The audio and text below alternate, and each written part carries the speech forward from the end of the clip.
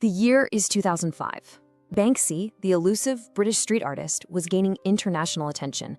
Yet the art world insisted on categorizing him: a graffiti vandal, an anarchist, or a cynical commercial opportunist. You see, he was this puzzle they were all desperate to solve, to just box up and slap a label on. But right here, in this moment of intense scrutiny, Banksy wasn't just dodging the cops. He was facing this huge choice about his entire identity. The pressure to just give in, reveal himself, and become another celebrity artist, it was immense. But what he did next, well, that wouldn't just define his career. It would create a whole new playbook for building a global brand in an age of overexposure, proving that sometimes the most powerful thing you can do is just disappear. So how in the world did he pull it off? This is where it gets really interesting. Today, we're going to deconstruct this incredibly powerful strategy we're calling the Banksy Principle. And listen, this isn't just about staying anonymous. No, this is a systematic approach to gaining global influence, not through being seen, but through its total opposite: a disciplined, strategic disappearance. We're going to dive into how Banksy literally turned the act of hiding into his most powerful weapon and built an entire empire out of, well, a void. So where did this all even start? You know, this world-changing idea wasn't born in some marketing meeting or a clever branding session. Nope. It was forged in the shadows of city streets, under the constant threat of getting caught. To really get the principle, we have to go back to the beginning, to a time when staying hidden wasn't a cool strategy. It was a matter of survival. And this, right here, leads us to the central question that Banksy had to answer for himself. I mean, for any street artist, being anonymous is just common sense, right? It's a security measure so you don't get arrested. But for Banksy, something started to click. He started wondering, what if this shield wasn't just for protection? What if this absence, this deliberate void where a person should be, was actually his most potent creative tool? He realized that the less people knew about him, the more they had to confront the work. And that was the pivot. The moment hiding went from a defense to an offense. This was his radical conclusion. Banksy realized the whole cult of personality, the entire machine built around the celebrity artist, was a total trap. It just filters the art through the artist's life, their interviews, their scandals, their whole persona. To get a truly pure, unfiltered cultural impact, the messenger had to be removed from the equation. So he made a choice. He decided to replace personal visibility with something far more permanent, way more powerful: mythology. He chose to become a legend, not a celebrity. And let's just lock in on that shift for a second, because it's everything. What started out as a simple legal necessity, I can't get caught, morphed into this powerful strategic weapon. The very thing that was meant to keep him out of jail became the key to unlocking this insane level of cultural and financial power. He literally weaponized his own absence. It was a conscious, deliberate choice to stop playing by the art world's rules and just invent a completely new game. Okay, so now that we get the why, let's really get into the how. Because this wasn't just some vague idea he had. It was a systematic approach, a playbook with a clear set of rules. Banksy developed a repeatable framework to run his whole strategy of disappearance. So this next section, we're going to deconstruct that very playbook and show you exactly how he put his core philosophy into action. So here it is, the formal definition, the Banksy Principle. It's the belief that when you deliberately remove the creator, you create what's called a strategic vacuum. And, human nature, it hates a vacuum. The audience, the media, the market, they all just rush in to fill that empty space. And they fill it with their own ideas, with endless speculation, with debate, and most importantly, with value. The mystery itself becomes the product. He's not just selling art, he's selling the question, who is Banksy? And at the very heart of this principle is one core belief: ambiguity is the engine of myth. Think about it. Certainty kills curiosity. If we knew everything about Banksy, what he eats for breakfast, who he votes for, his personal drama, the magic would just instantly vanish. By staying ambiguous, this kind of shape-shifting phantom, he lets himself be all things to all people.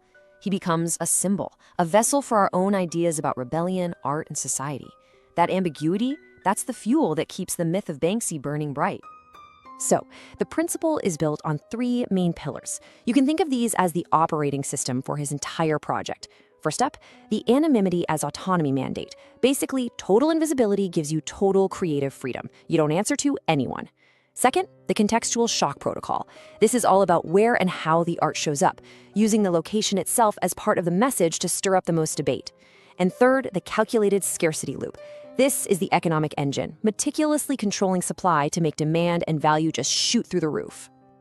Now, a philosophy is one thing, but actually putting it into practice day in and day out, that's something else entirely. And this is where we see the absolute genius of Banksy's operational discipline. We're moving from the abstract playbook to the real-world systems and habits that bring the Banksy Principle to life. This is the engine room of the myth. Okay, so this is his primary system, the high-velocity execution protocol. It's all about speed and spread. First, he uses stencils. Now, this isn't just an artistic choice, it's tactical. It lets him get the art up incredibly fast. Get in, get it done, get out. But the work on the wall is only half the battle. Step 2 is immediate, high-quality documentation, taking that perfect photo, which leads to the most crucial step. That photograph becomes the engine that spreads it globally. The physical art might get painted over in a few hours, but the digital image, it lives forever, and it spreads across the internet in minutes. So how does he control the story, and more importantly, the market for his work? Well, that's his second core system, the creative ambiguity and attribution filter. He uses this super tight anonymous inner circle, and the most famous part is his authentication body called pest control. They basically act as a firewall. They are the only ones who can say what is and isn't a real Banksy. This system is brilliant. It does two things perfectly. It maximizes the mystery by creating this total information bottleneck, and it gives him absolute power over his own brand, which is essential for protecting its integrity and its value. We've seen the philosophy, we've seen the system. So now, let's look at the result. What's the long-term impact of decades of this disciplined disappearance? In this final section, we're going to shift gears a bit, get more reflective, and focus on the profound transformation he engineered, not just for himself, but for the entire concept of art and value. This is the legacy of absence. And this, right here, illustrates that transformation perfectly. Just look at this shift. He started as an anonymous street vandal, a public nuisance in the eyes of the law, and through the systematic application of his principle, he became a global cultural archetype. His name itself is now code for subversive social critique. And just as wild, he took what everyone considered illegal graffiti, a crime, and single-handedly turned it into a legitimate, multi-million-dollar blue-chip asset. He forced the entire art world to deal with him, but on his terms. So what Banksy proved ultimately is this. In our modern attention economy, where literally everyone is screaming for likes, for views, for followers, the greatest power isn't grabbing attention, it's the disciplined choice to withhold it. While everybody else is desperate to be seen, he built an empire on being invisible. His legacy is that he institutionalized strategic anonymity. He proved that in a world of total overexposure, mystery is the ultimate currency. Okay, so after digging into the principle, the system, and the legacy, it really all comes down to this one question. What does this mean for the rest of us? How can the lessons from this shadowy figure possibly apply to our work, our brands, our lives? Let's boil it all down to its core, actionable truth. Here is the profound lesson from the Banksy Principle. In an age of constant personal branding and relentless self-promotion, strategic absence has become the ultimate form of leverage. The guidance is crystal clear. Find a way to adopt the anonymity as autonomy mandate for yourself. Systematically remove your ego, your personality, your face from the equation, and force the world to engage with one thing and one thing only, the quality of your work. Because in the end, the work is what has to stand on its own. And when you let it speak for itself, it can speak volumes. Banksy's legacy is a masterclass in strategic invisibility. He showed us that in a world drowning in noise, silence can be the most powerful statement of all.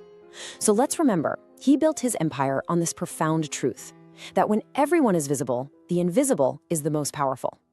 The Banksy Principle gave us a systematic blueprint for power through disappearance, all through strategic control and relentless myth-making. His pursuit of autonomy proves one immutable rule of power and influence. Absence is the key to enduring reverence.